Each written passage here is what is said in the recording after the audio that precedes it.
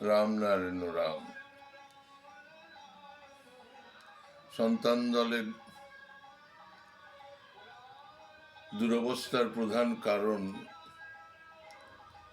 আমরা আজও পরমপিতার বেদের বৈপ্লবিক আদর্শে, অসুর দমনের আদর্শে, প্রকৃতি বেদের নিঃস্বার্থ সেবার আদর্শে, সাম্যবাদের আদর্শে তৈরি হতে পারিনি। আমাদের সংগঠনকে সেইভাবে গড়ে তুলতে পারিনি। তাই আজ আমাদের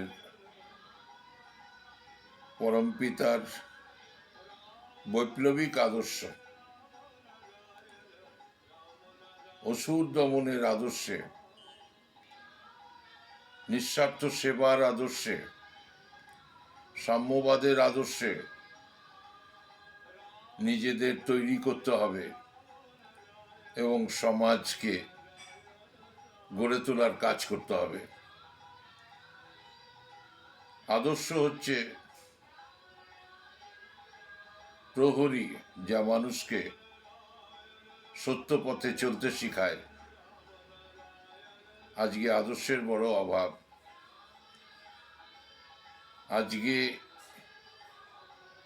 বেদের আদর্শ, বেদের শিক্ষা আমাদের সঠিক পথে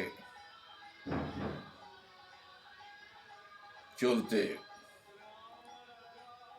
শেখাবে। বেদের আদর্শে আজকে সন্তান দলকে তৈরি হতে হবে এবং দেশকে গড়ে তুলতে হবে। তাই বেদের আদর্শকে আজকে ব্যাপকভাবে প্রচারের দরকার। বেদের মাধ্যমেই অসুর দূর হবে, সুর জাগবে। বেদভিত্তিক সাম্যবাদের আদর্শকে সমাজের বুকে ব্যাপকভাবে প্রচার করতে হবে। বেদের বৈপ্লবিক আদর্শ, সাম্যবাদের আদর্শ, অসুর দমনের আদর্শে আমাদের আজ সন্তান দলকে গড়ে তুলতে হবে এবং